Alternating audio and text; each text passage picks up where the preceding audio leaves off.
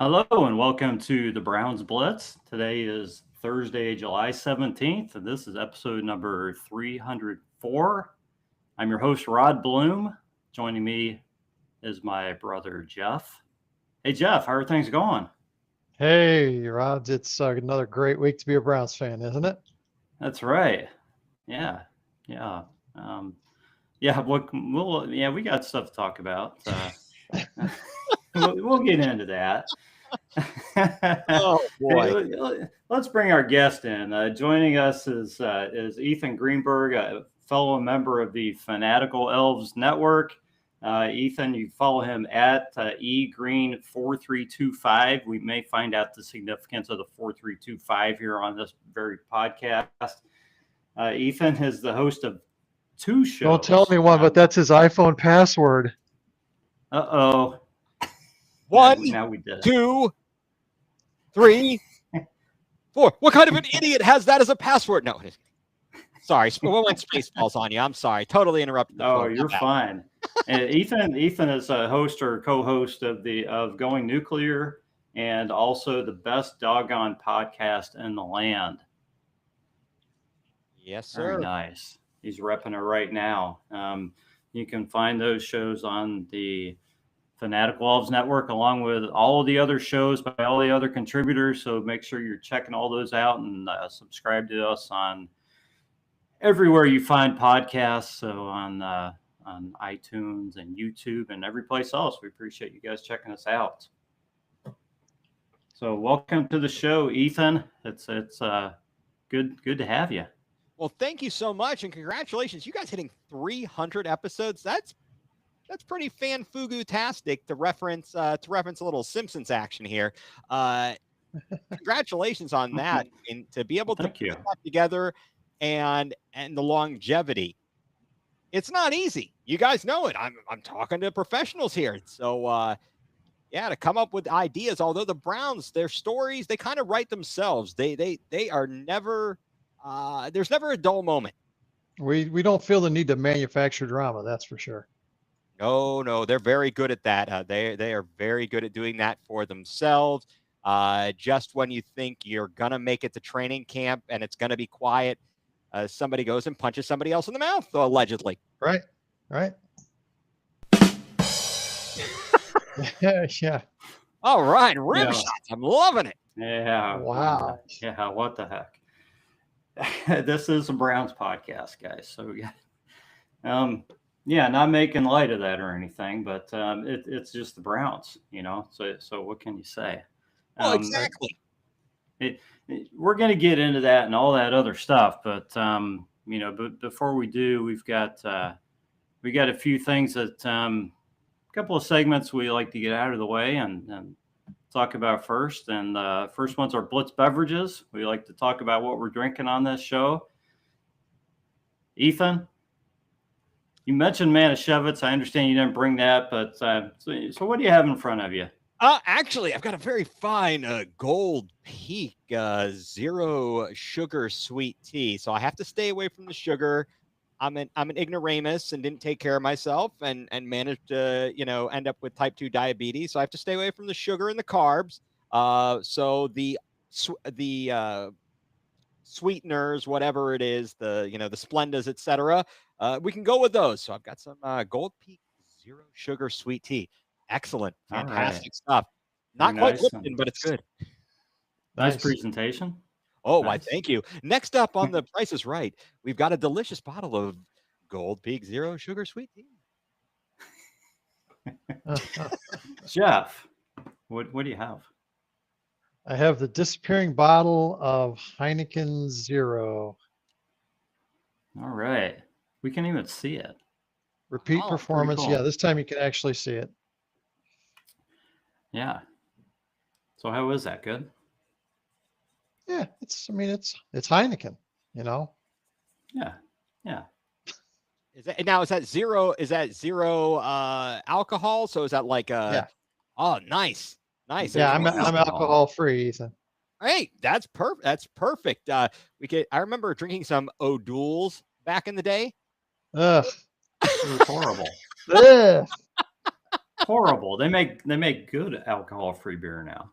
Okay. Yeah, there's actually So yeah. there's actually a really nice selection of alcohol-free beers now, even some microbrew stuff. So you don't have to drink that crap anymore. Oh, but I mean, think how far we'd come from O'Doul's, and I mean, even the alcoholic stuff. Would you like some with Old Milwaukee beer? I have to tell a quick funny story about this, Rob, because Go ahead.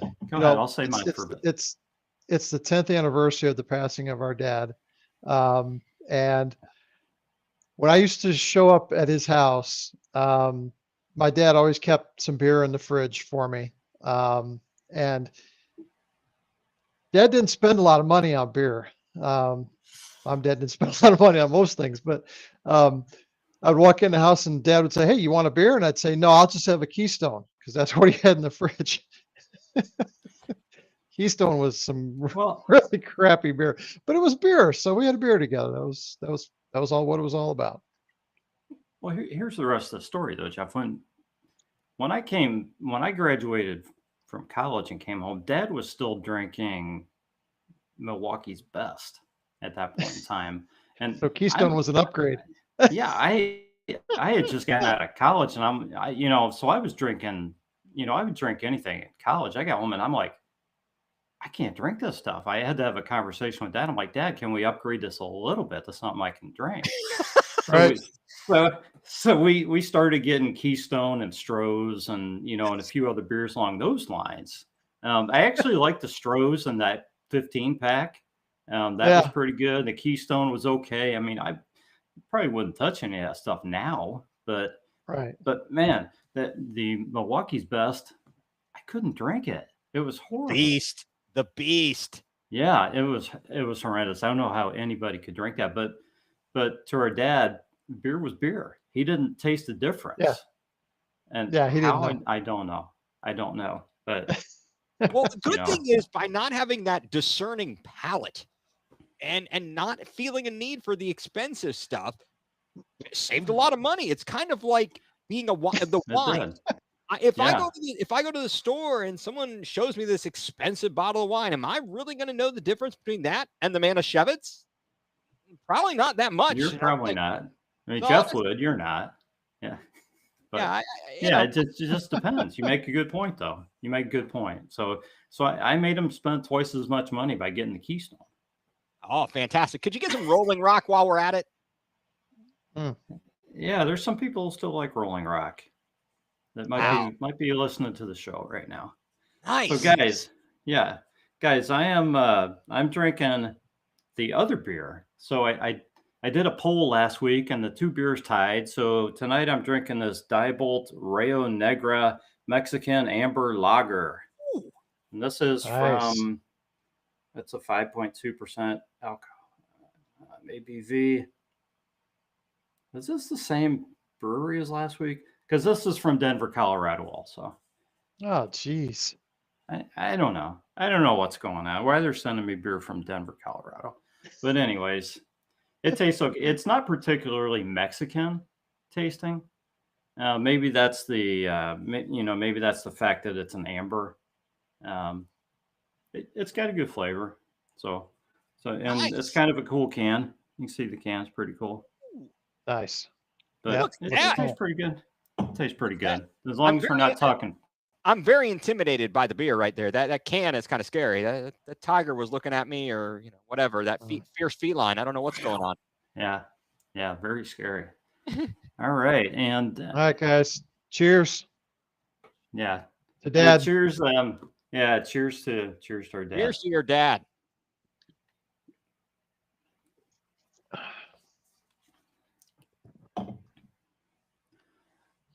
So, guys, Ethan, I didn't tell you this, but we do a segment on this show where guests who are around for the first time get to tell us about their Browns fandom. And I know that you live out of state currently. Yes, I do. Virginia. Yes. So we're gonna flip to. This is new. First time it's being used. My Browns fandom. We're gonna just turn it over to you and kind of tell us about your Browns fandom, how it came to be, any special stories you'd like to share with everybody. Well, I was born in Dayton, but didn't live there for long, and then moved to and grew up in Canton. My dad, he is from England, and long story short, because they moved around when they came to the United States, they left England when he was 13, and then they ended up in Cleveland Heights, and he attended Heights High, graduated. He's a Cleveland Heights High Tiger. And in fact, he was at the 1964 championship game at the stadium. Wow, nice. And so when I was growing up, I guess that I must have, it was in the blood. I've got a picture, and actually, this is kind of funny. I didn't know this was going to have to come out, but here is a picture showing me. This is in 1982, October 82. So I would have been, I guess, 3 at that point. But this is to show you how far back it goes. This is me and my older brother, Daniel. But as you can see, we're wearing the Browns jerseys. Now, I didn't particularly remember all of that back then. I guess that my earliest memories of the Browns was with Bernie. And in 87, or I guess, well, the mid 80s. So it would have been the year, obviously, when the dog pound first came around. So was that the 86-87 season? I think is what it would have been. And a little before that. Yeah, 85 was the first division championship. Yeah. Okay, and they lost to Miami that year, and then 86 they lost in the on the drive. But I remember, with the dog pound, my uncle, or one of my uncles, my mom is the oldest of 4 children, and my uncle David, he made us these like bones, these big long bones. I don't know what exactly. He didn't use not a really hard plastic. It was flexible, but we had these bones, and we had the dog pound. I remember watching the game. Specifically, I remember watching the double overtime thriller against the Jets. And so those were probably my first memories, things that I can go back and say, oh yeah, I remember watching the Browns back then. And I'll never forget where I was, when we lost to the Broncos the next week. I was at it was a Sunday, and of course, but growing up and playing sports at the Jewish Community Center in Canton, basketball was on a Sunday. And there was a TV, and I don't know if it was before the game, my game, or after, but I went in and I'm sitting watching this one goofball kid. He was like, oh, TV's going to go out. And he was around there all the time. So he did something, but it was right as Rich Carlos was kicking that field goal. So sadly, I remember that. But those are some of my earliest memories. And after that, I was hooked. I remember where we were, the party we were at, the gathering to watch the next year's championship game, only to see Ernest Biner fumble. And it was painful. And I remember in school when it was pandemonium in elementary school, guessing the score of the game. And it was just so disappointing and deflating, of course. Little did I know I was in store for many, many decades of disappointment with Browns. So Cleveland sports is in my blood. And there's a sense of loyalty there. Sure, could I walk away from it, and say, screw this, I don't need to waste my time doing this or following this sorry ass team? I could, but I love them too much. It's like family. You have to have the intervention. You are hoping that they're the screw up kid that at some point they got to get it right, right? And it went from there. So it's not just the Browns. We would think so, but I'm an optimist. What can I say? Yeah. Well, actually, I'm more of a half glass empty guy, not the half glass full guy. I try to go in with the zero expectation especially for the Browns, because the less I expect, the less disappointed I can be. And I think that just in general, following the Browns, it sucked when when Art moved them to Baltimore. And I remember those years of not having a team. And I didn't care much on a Sunday afternoon to even sit and watch anybody. So when they came back in 99, I was, I talked to you guys before we came on. My first broadcasting position was with the Canton Crocodiles, not really minor league, but a professional baseball league, wood bat league. And that year, that was summer 99 when they came back, and I was so pumped. And I knew it was just the Hall of Fame game just down the street from me. But I was like, I was glued to the TV, glued to the TV to watch that thing. And that's how important it was to me. And every week, watch that team, no matter how bad they stunk. I watched by myself a lot. I was in college. I was, I had roommates, but they were busy working or doing whatever. So I'd watch the games by myself. I remember the first win, them beating the Saints. So, and I specifically remember the beatdown they took in the week 1 opener against the Steelers. There was actually somebody in my building, same apartment, that played on the soccer team at Kent State. And she was from Pennsylvania, so she was a Steelers fan. So I kind of recall that, sadly, and whatnot. So I'd say that my Browns fandom goes way back. As I mentioned, my first memories had to be mid 80s, and just my love for all things Cleveland. It's in me, and I guess it speaks to either my fierce loyalty or major stupidity. I don't know which one it is. Yeah, I mean, once it's in your blood, it's in your blood, and there's not much you can do about it after that. No, and I have passed it along to my son Jacob. He just turned 15 a couple weeks ago, and he's become a hardcore Browns fan. And bless his heart. So when he was about so Myles Garrett's rookie year, we happened to be in Ohio for, I think, my dad, he got married to my stepmother, and we happened to be in town, and we went to the game. So we saw Myles Garrett's first game against the Saints and the rise of Deshaun Kaiser. The next year, we also went to a preseason game. We saw the opening preseason game against the Eagles and saw the first glimpse of Baker Mayfield. Then the year after that with Freddie Kitchens, we went to a preseason game then. Tried to plan all my vacations around sporting events. And I got him into it, and we started sitting and watching the games. Even from here, I'd have to find crappy streams to try and watch it, But then once he really got into it, I was like, all right, I'm gonna find a way. DirecTV really tried to screw you in not allowing you to get the Sunday ticket unless you lived in an apartment or a complex where you could not get the DirecTV dish. I'm like, why are you turning me away? Why are you turning business away? So I had to kind of finagle the system for a number of years. In fact, the opener against the Panthers, which Cade York hit the winner, I found some lousy stream that season, and it stopped right as he was kicking it. So it was painstaking. But then I did, later that season, I took my son, Jacob, I took him to his first regular season game. It was a Christmas gift. We went up to the game in DC, and the Commanders graced us with playing Carson Wentz, and Deshaun had one half of decent football, and they won the game.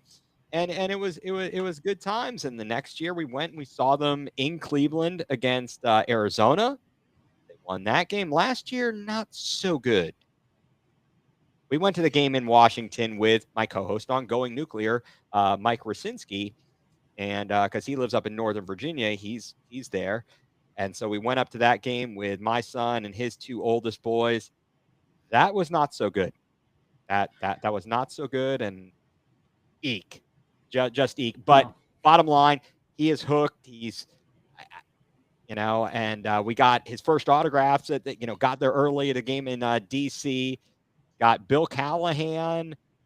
Sadly, we got Deshaun Watson. Got some other. I think we got Jacoby Brissett.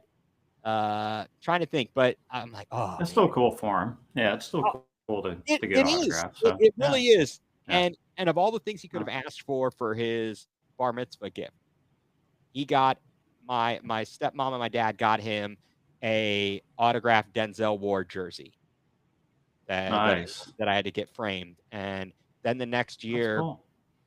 or I think it was, so it would have been last year, Denzel Ward was at the ESPN Cleveland block party, and they had announced that he was going to be there. So we had to search out and find a card, and I got an autograph for him. And it's, so it's awesome to be able to share that with him. So I guess it really comes down to it's in the blood.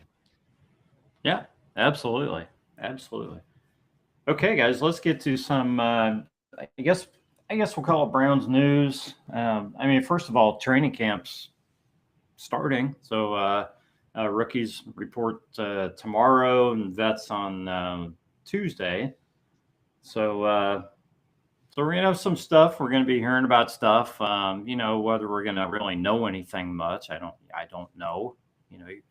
Obviously hope everybody stays healthy through camp, and that's about it. Are we going to be figuring out who's winning competitions, through camp? Probably not. But, we'll see what we hear. So it's probably a little premature to talk about a whole heck of a lot about that stuff. So let's talk about some of the other junk going on. And we mentioned this before we started recording, and that's the whole Shedeur at KFC thing. Let's start with something real soft. Okay, guys, that Jeff didn't think we would even bring up. Let's just let's just knock this one out of the park, Ethan.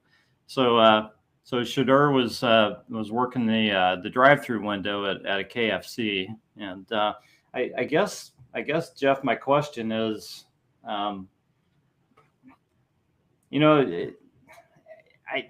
don't even know what my question is. I mean, it's a good thing. It's a good thing, right? But are you buying into it? Are you buying into Shedeur the good guy thing?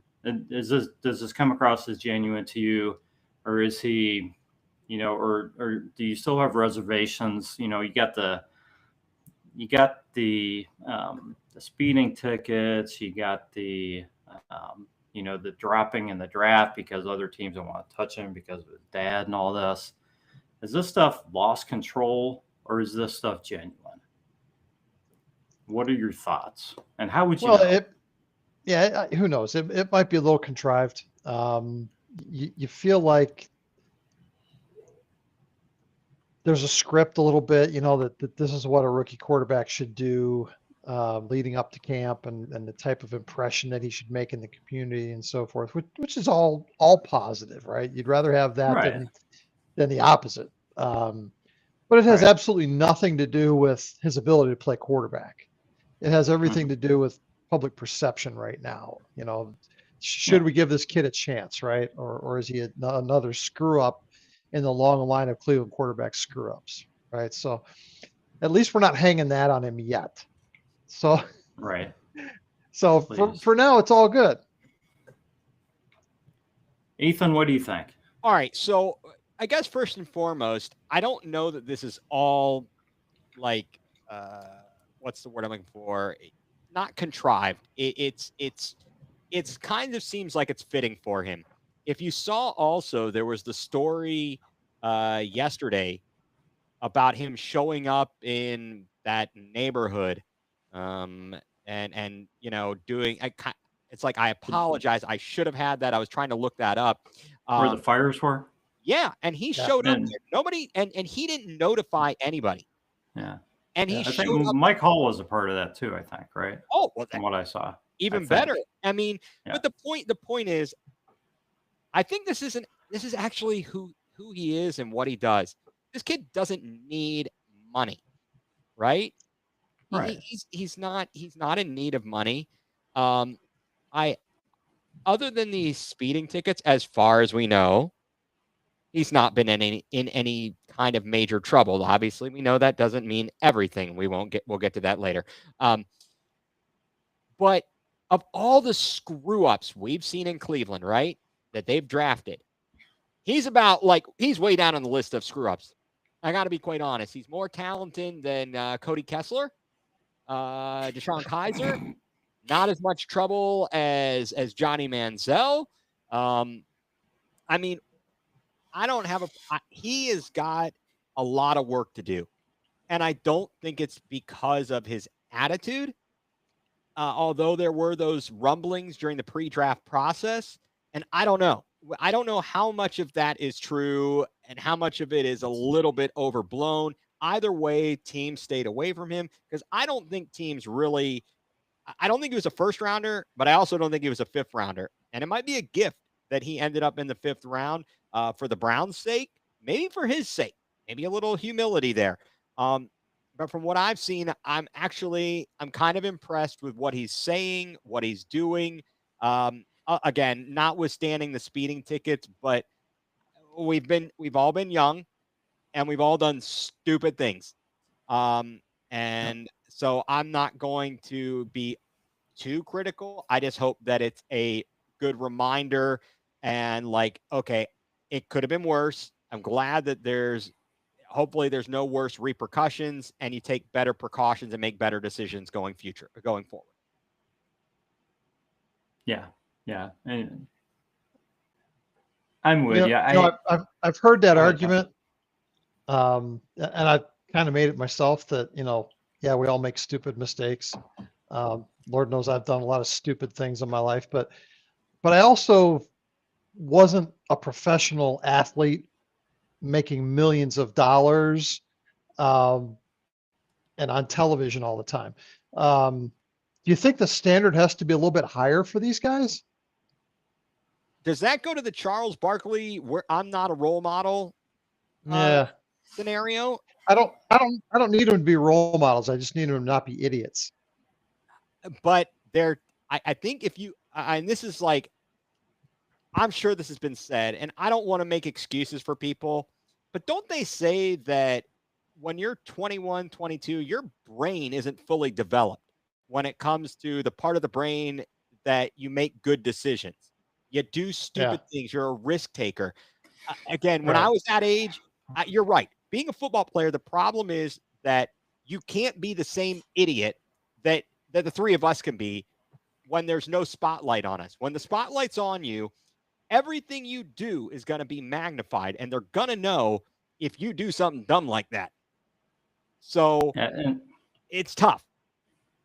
Going to the brain development thing, guys, and this might be a little controversial, but it's my experience that if we're waiting for professional athletes for their brains to develop, that based on age and what I've seen from kids and other people, professional athletes would almost be at retirement age before they're actually fully developed. So that's really hard to find that next. Yeah, because 21 is not even close to fully developed.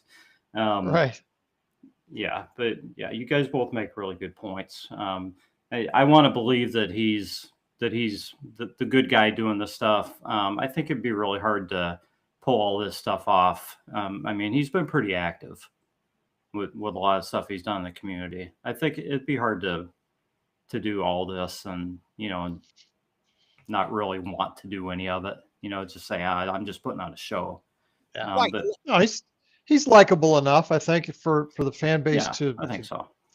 Feel that, right? Yeah. I think now he needs to show us what he can do on the football field. Absolutely.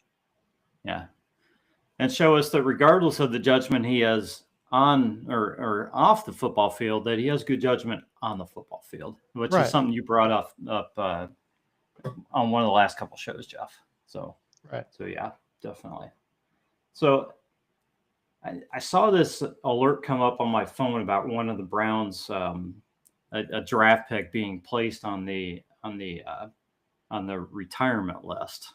Right. And they said, the whatever number pick it was, and I just assumed it was JOK, and I messaged Ethan on this, and then I looked it up. I'm like, it's not JOK. It was Eller.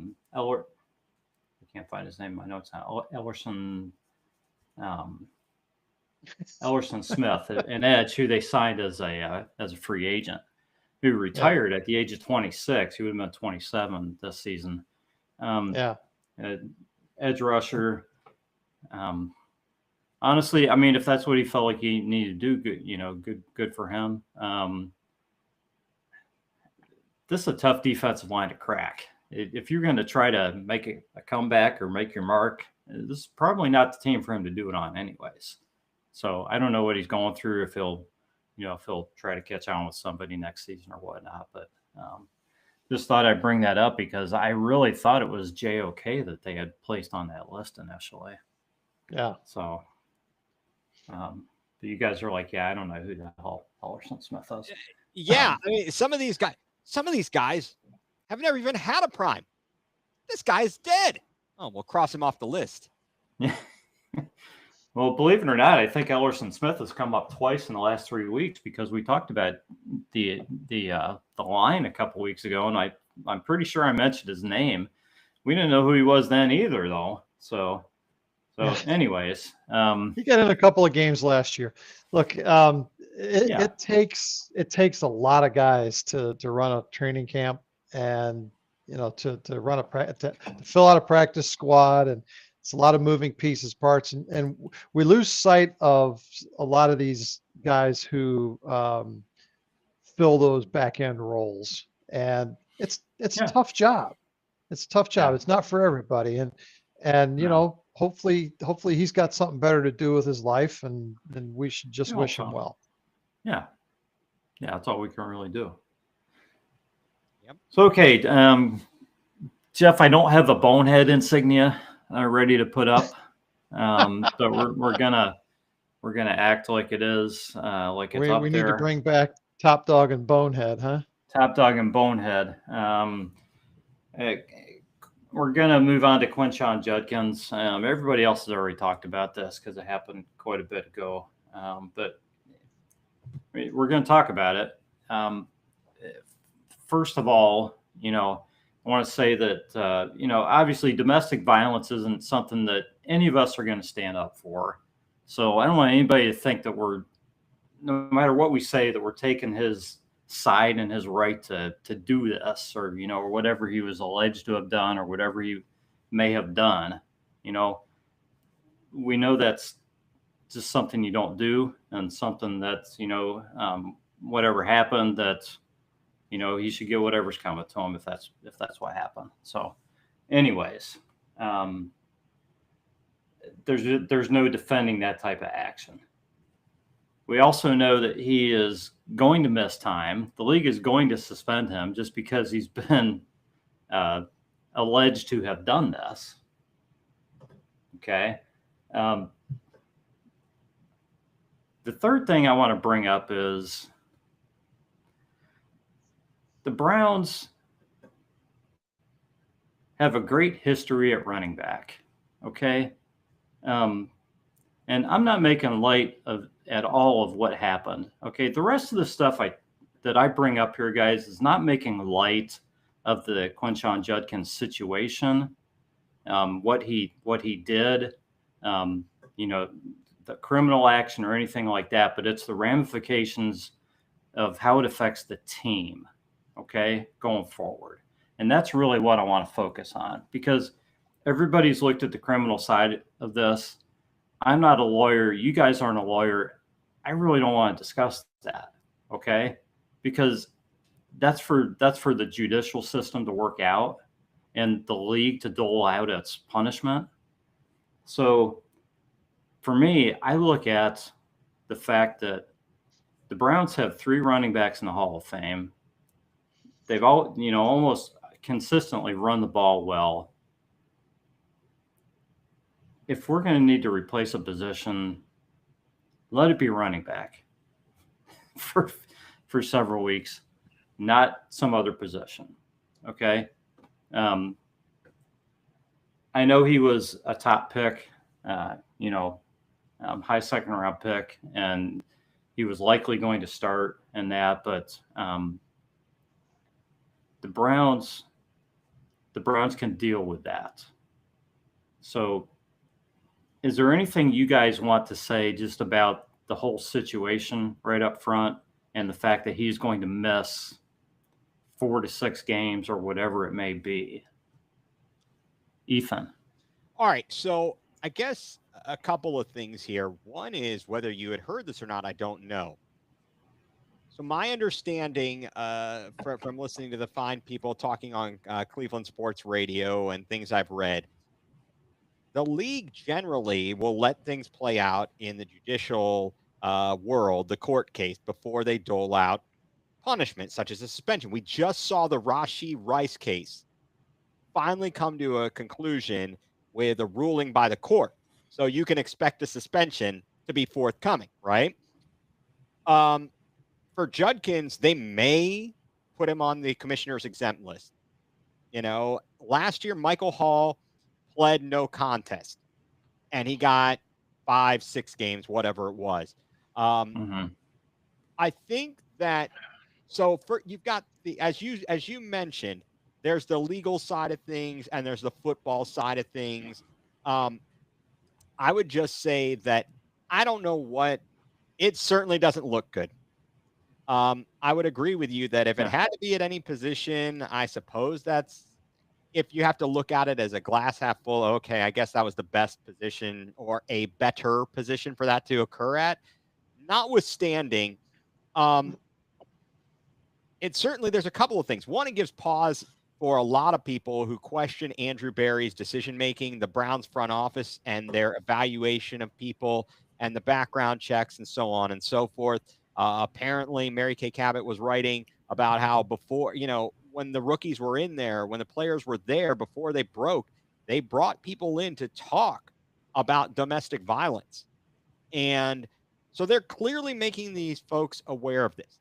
Now, let me ask you guys this, because two things, actually. One, there's a lot of people who are crucifying Quinshon Judkins, yet they're Jim Brown fans and Kareem Hunt fans. And other people in life, in world, the Browns, whatever, right? Kobe Bryant, Ben Roethlisberger. So what is it? You got to make up your mind. Either they're awful, terrible human beings, or they're these great people and it's okay. So I don't want to hear this BS, to be quite frank. The other thing is that we saw a situation with the kicker for who was drafted by the Bills, Arise, Matt Arise, was that it? And he got accused and they cut him. And then it comes out, and apparently whatever it was, it all got walked back, and now he's back in the league. He's in the league. But so that's where you have to let the legal system go through its process. It doesn't look good. Correct. I don't know what happened or what didn't happen. My whole qualm and issue is, what are you doing? What are you doing to put yourself in these positions? That's where the bonehead part comes in. You can't put yourself in the position. Exactly. Yeah. And I see a comment here, and I don't really, I'm trying to read it and process it, but I can't. But the speeding tickets, the whatever trouble you're getting into, what are you doing? You got everything in front of you. Like, come on, man. I just don't get it. I don't get it, but this is life. And so let's see what happens. I think that we have seen Kevin Stefanski from a running back perspective. He's made a lot of people look pretty good in this the wide zone scheme that we previously had. Hopefully we get back to that. I mean, Dearness Johnson looked pretty darn good, and he's certainly not a Hall of Famer. They had made a lot out of problems. I mean, we didn't have Nick Chubb that season that we went to the playoffs, and we were doing it by committee with Hunt. And at that point, I don't know. We had Ford at that point as well. So Hunt, Ford, and Strong. But the bottom line is, we're going to miss Judkins, and it raises some red flags and causes you some pause and questions about the decision making. And then also, let's not forget that pick is the second round pick we got from Jacksonville as part of trading back from 2 to 5. So there's another link, and people are like, oh my God. And then they say, we could have had Travion Henderson. So a long-winded way of saying, yeah. I don't know what. Yeah. I'll jump in here real quick because I just finished reading a book, Jim Brown, Last Man Standing. All about Jim Brown, his history, his life. It talked about probably 25% of the book was about football. A lot of it was about, his off the field stuff, the good and the bad. And yeah, he did a lot of bad stuff. He did a lot of good stuff too. Very complex man, obviously. I think he and Kareem Hunt, when the Browns, when he was coming to Cleveland, man, there was an outcry. But you know what? When he left Cleveland, man, people hated to see him go. People have short-term memories on stuff like this. And I don't know what else to say. It's if you can play in this league, I think it depends on the offense, obviously. There are some offenses that people are never going to forget, but most other things, people have a very short-term memory. And, I think it would be the same thing with Judkins. If he serves his suspension and comes back and has a great career and never has another issue, people forget about it and move on. And that's not saying that domestic violence is okay. It's just the reality of how people look at professional athletes. You hit the nail on the head. Look at Tyreek Hill. People don't seem to care what happened. Kidding me? No. I mean, so it's a long history of this kind of stuff, and it doesn't make it right. It doesn't make it right, but the fact of the matter is people will overlook that for production and winning, or maybe they just kind of brush it aside. They're like, okay, I'm not going to harp on this. It is what it is. The same thing would have happened. Could you imagine, like, in the same sense, if Deshaun Watson had played well, if people would have kind of tried to overlook some of the accusations and been like, wow, he's playing great. We're winning football games, blah, blah, blah, blah, blah, blah, blah. I think we said that many times. I mean, Jeff said that from the beginning, that if he came in and won this team a title, people would forget about it. And that is absolutely correct, right? Yeah. Absolutely. Absolutely. Yeah. Winning fixes everything.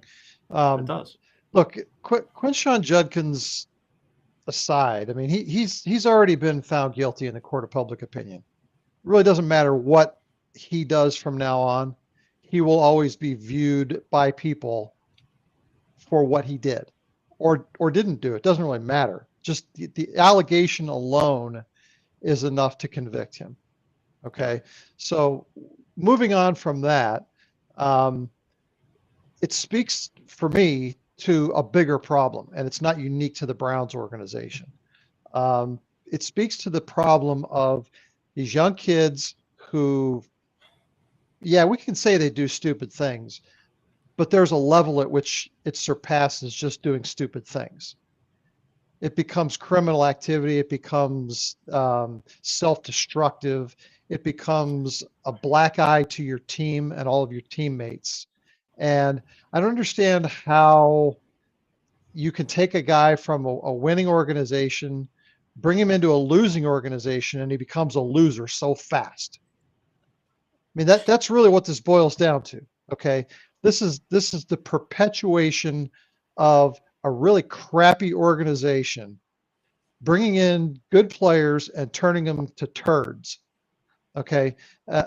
How do we go through minicamp and not have some sort of psychological sessions with these guys, some sort of responsibility laid out in terms of what's the off season look like? What are you supposed to do with your time? How do you be a professional, right?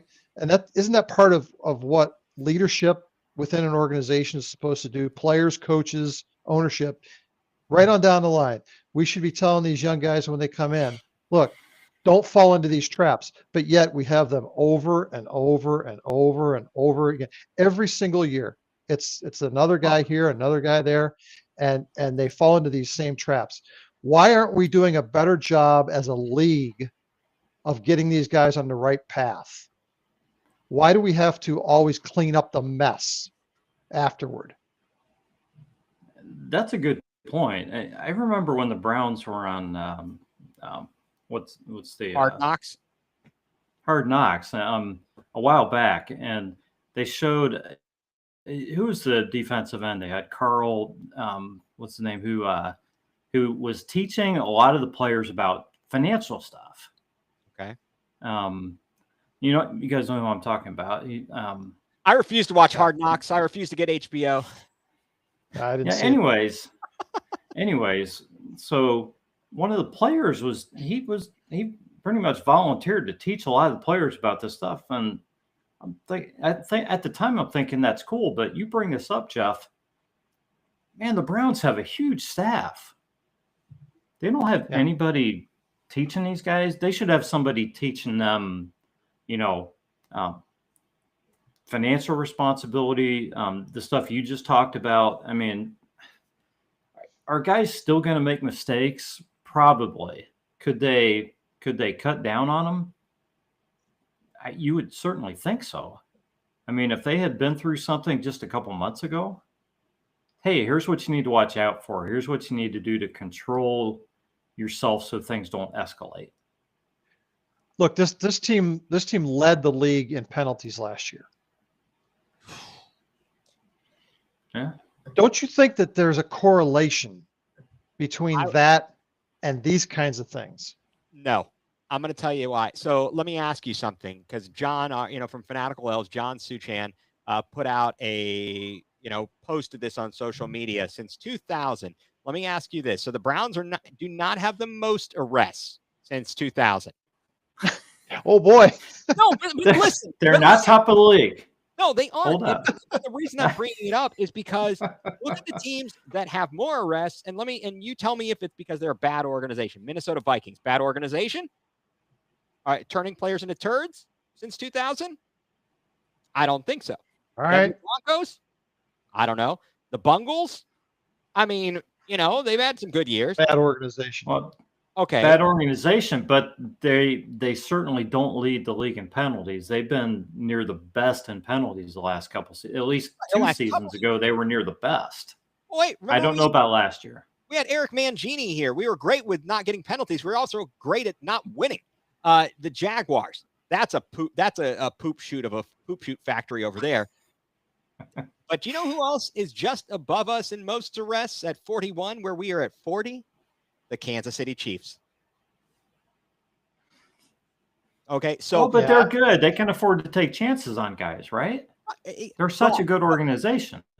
But my point being, so the penalties, I don't know. I think the penalties and the correlation there on the field, that was some bull bleep that went on last year with some country club training camp crap and a bunch of guys resting on the laurels, and they were worried about getting this sports science, data, whatever, analytics, not getting guys hurt, and they weren't practicing. And when you don't practice in a new system with a quarterback who hasn't played, you're going to screw up. They did everything for that guy number 4 and messed everything up. They broke they broke what didn't need to be fixed to try and make this guy work because they spent so much money on him. And that led to a lot of problems. But you're right. The penalties are unacceptable. Now, let me ask you guys this. What do you guys think when arguably the best defensive player in the league, Myles Garrett, gets hit with an offsides penalty is coming? You know it because he's trying to time the snap count. But does that burn you up when he gets called for, the offsides? I just want a corresponding holding call on the other side when he gets held on every play. Hey, yeah. And then I'm good with it. That's a tough ask. That's very difficult yeah, ask there. That's all. I just want it to equal out because I know he's going to have those offsides. But I also know he's going to be held on almost every play. And that's so as long as it's a little more even, I'm okay. I don't expect the offsides to not get called. I mean, that's not going to happen. Yeah, they do. They lack discipline for sure. They absolutely lacked discipline, but I think it was a real poop show what they had going on over there, trying to make everything work for a quarterback who was broken. Yeah. So guys, I got one more question here, and then we're going to move on to another segment. Obviously, Judkins is going to miss some time, whenever that is, if it's at the beginning of the season or whenever. A lot of people talking. Dylan Sampson looks good. Everybody's talking about him. Third down back. Okay, third down back. Can he start? I mean, he's 5'8", 200 pounds. The guy ran for like 1,500 yards last season in college at Tennessee. Is he really too small? I mean, there are a few running backs that have succeeded being of that stature, because you got to wonder about the durability. Certainly, well, you're not going to run him up the middle very often. Eric Metcalf up the middle. What was that? Bill Belichick? Did he just call? I think he just called. No. I don't think Eric Metcalf weighed 200 pounds, though. And Dylan Sampson may not either. I don't know. No, he carried that offense literally and figuratively. Nico Iamaleava was not that prolific of a passer. I don't care what they said. Dylan Sampson in the run game was the key for Tennessee last year. It was not Nico. So I think that was a great pick in a later spot. I like that. And look, we've got the offensive line. Make the holes for this guy, and he will get you some positive yards. Yeah. What do you think, Jeff? Barry Sanders, 5'8", 203 pounds. Ashton Genty's the same size. And he was, the sixth pick, seventh, eighth pick, something like that. Something like that. Yeah. Look, it has nothing to do with the size of the dog in the fight. It has everything to do with the size of the fight and the dog. If Dylan Sampson takes this opportunity and runs with it, we can just forget all about Quinshon Judkins. Let's give this kid the ball and let him play. Okay. I don't think it's something that you need to qualify him as at this point in his career. Would he make a great third down back at some point? Maybe. But right now, He's the guy that we need to hand the ball to. He's the guy we need to hand the ball to. I mean, I can tell you this: if I'm the guy writing the checks, I'm not in a big hurry to write one to Quinshon Judkins. I'm not signing him. I mean, I'm going to let him sit out the whole season if he has to, resolve his legal problems, come back, and take a discount for another chance to play in the NFL. Okay, I'm not handing him a whole bag of money to come in. Okay. No, there's no point. The next guy in line is Dylan Sampson. He's got the credentials. Let's play him. Let's build our offense around him. Let's go. I'm not going to lose any sleep over the fact that Quinshon Judkins stepped on his own dick and had a false start.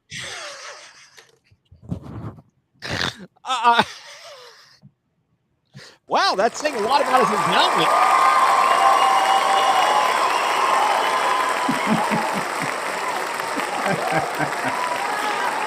All right, yeah. I agree with the man in the corner. Absolutely. Wow. I like. All right, enough of that. We'll call him Snuffleupagus for short, or for long. I don't know. but yeah, right. We need somebody to take over as the bell cow. I'm not a big Jerome Ford guy. I feel like he's boom or bust. He can make a great play, but other than that, he's getting 1 yard and nothing else. I don't know that he's got the chops. I don't dislike Jerome Ford, but we know what Jerome Ford is. We need to see what Dylan Sampson is. Exactly. I totally agree. Okay, Jeff. Jeff, are we doing this as a brain boost, or are we just doing this as a segment? Let's do the brain boost.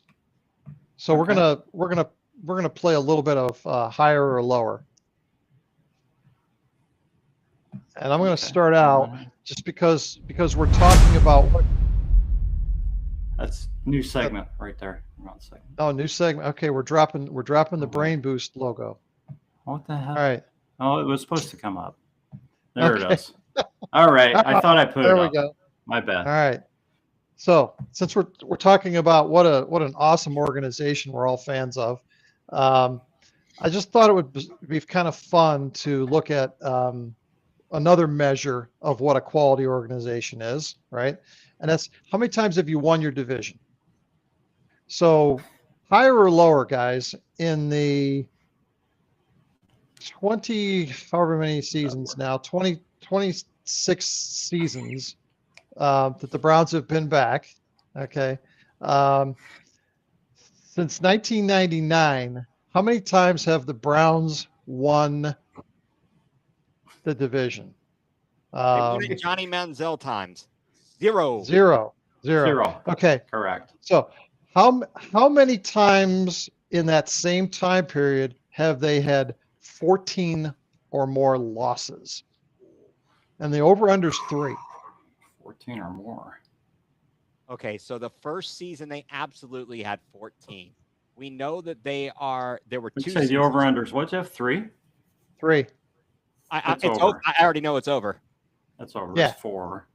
Yeah, so it's 4. So that was an easy one to start out with. Okay. They've given us layups, Ethan, to start. Now, here comes a hard one now. Start you off with a layup. Okay. So in the prior season, in the prior history of the organization from 1946 to 1995, how many times did the organization lose 13 or more games? I only remember. You got an over/under number?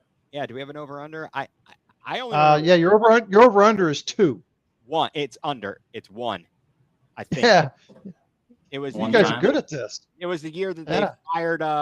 Did they fire? Was that the year they fired Marty, or the year they fired Bud Carson? They fired Bud Carson, brought in Jim Schaffner, and then Bill Belichick took over the next year, 1990. They were 3-13. We did not have a 14-loss season prior to 1999. We've done it 4 times since then. Yeah, and by the way, that was coming off of a string of 4 division championships in 5 years. When Bud Carson had that lovely showing. And it led to 1991 and Bernie's diminishing skills, and the rest is history. All right. Number of division championships since the 1964 NFL championship. How many times did the Browns win the division from 1965 to 1995? Wow. Over/under is 8. I mean, I can tell you it's pretty close to that number. Well, you know what? He's doing this on purpose. He wouldn't give us a completely random number. Yeah. I'm going to say, so from 65 to not through, 95? So that 30-year period. I'm going to go over. I'm thinking maybe 9, but I mean, I was honestly thinking like 8. So I'm going to go over on that. Yeah. I mean, certainly we know what they did in the 80s, or at least the mid 80s. So that's at least 3 of them. Yeah. 4 of them. Yep. 4. So, I just gave you 4 times in 5 years. Yeah. So I'm going to go over as well. Yeah. So it's 10 in 23 years. Okay. 10 championships. And obviously they won most of them were early on. Right. So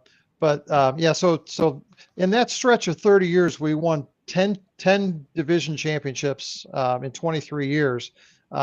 Since then, it's been 36 years since our last one.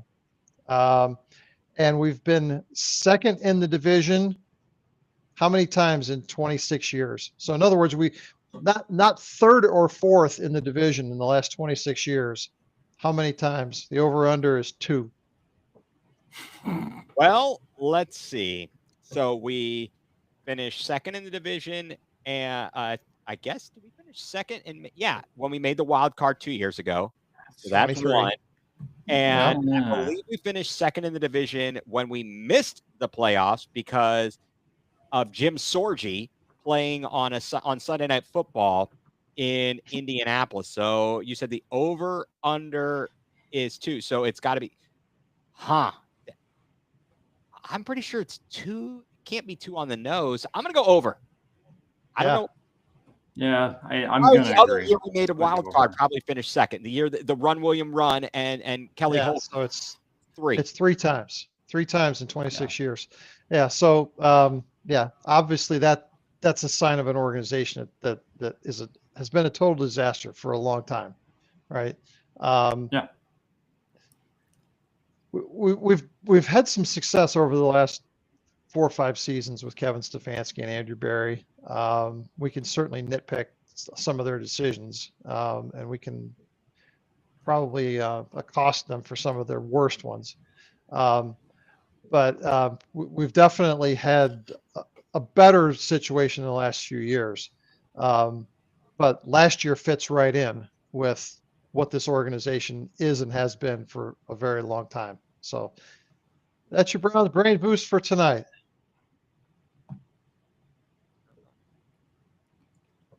No applause applause necessary. No applause necessary. Yeah.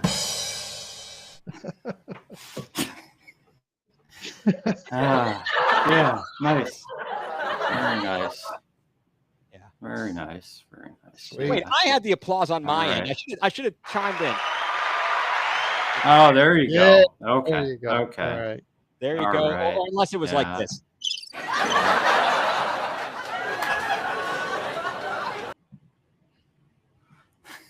Look at us sound effect guys.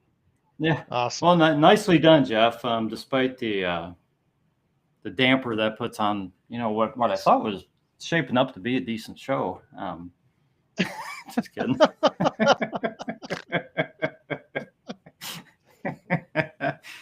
No. Unfortunately, when we start digging into stats and stuff of this team, more often than not, we come up short and don't quite hit the expectations we'd like to hit. So it's just reality. But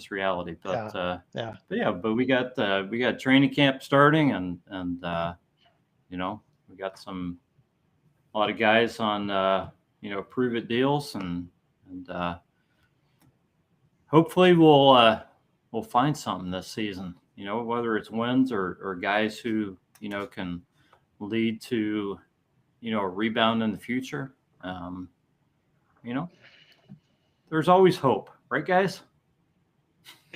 There's always next year. There's always next year. Yeah. All right. I'm speechless here. No, look, what do they say? Hope for the best, prepare for the worst. And yeah, it's pretty it's pretty true. That's kind of what it is. Very true. So Very I don't true. know. I mean, quite frankly, I'm prepared for the worst until the clock actually reaches all zeros and the final whistle blows, because I never trust that it's over until it is actually over. I.e. the Jets game, i.e. the game. This is true. When I almost lost my job as an assistant manager at Finish Line for his stupidity and my cursing in front of a customer, these things happen.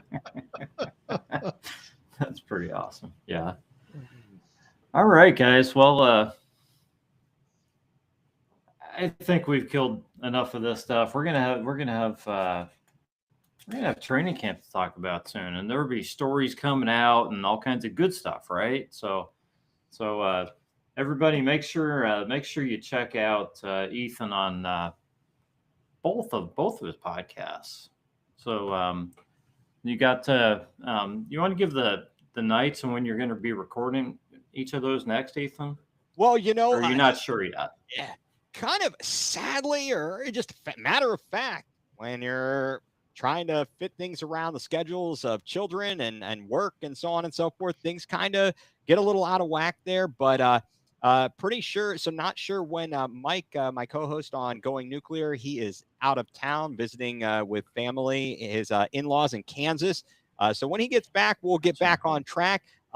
Hopefully Sunday afternoon. We are looking at Sunday afternoon, 1 o'clock, best doggone podcast in the land with Ethan and Heather. I have Absolutely. a really good local Cleveland minor Cleveland celebrity lined up, and I think it'll be fascinating. Good stuff, great person, and hopefully all goes as planned. So be on the lookout on Twitter, on social media for posts about the podcast for Sunday at 1. That's what we are aiming for, and I implore people, please tune in to and follow Browns Blitz. Follow all the shows on the Fanatical Elves Network. Get on YouTube, like, subscribe. If you're driving around town, get on where all your podcasts are. That's the beauty of being part of Fans First Sports Network. All these podcasts are uploaded to all your favorite podcast platforms. You can go on your Spotify's and your Apple podcasts and so on and so forth. Odyssey, just about everywhere. Yeah, you can go on Odyssey and find our podcast. So I want people to know that you can listen to us whether you catch us live or you catch us on the go. It did great stuff. A lot of great contributors here, and really appreciate you all having me on. This has been fantastic. Anytime you let me know, glad to chime in with my ridiculosity. absolutely. It's been great talking to you, Ethan. Thanks for joining us tonight. Jeff, do you have any closing words for us? Yeah, Ethan, it sounds like your show on Sunday could be the best thing to happen in Cleveland at 1 o'clock on a Sunday in a long, long time. That's what I'm thinking. I said, look, Yeah. It is a Sunday. It's not football season. It's 1 o'clock. I know your calendar is clear. So why not sit down at the computer? No, we're wide open. Hey, it'll be Sounds wide awesome. open. Watch out for the posts. Yeah. I think it'll be a really good one. Someone who's going to have some good stories, good insights, and on a lot of different topics in Cleveland sports, as we like to get into a bunch of things. Nice. Well, we look forward to that. Just, when you think that you can't set your expectations any lower for an organization, somebody punches somebody in the mouth, and here we are. So adjust accordingly, folks. We're flexible, aren't we? All right. Absolutely. You better believe it. All right. This has been the Browns Blitz. We thank you for listening, and we will catch you next time.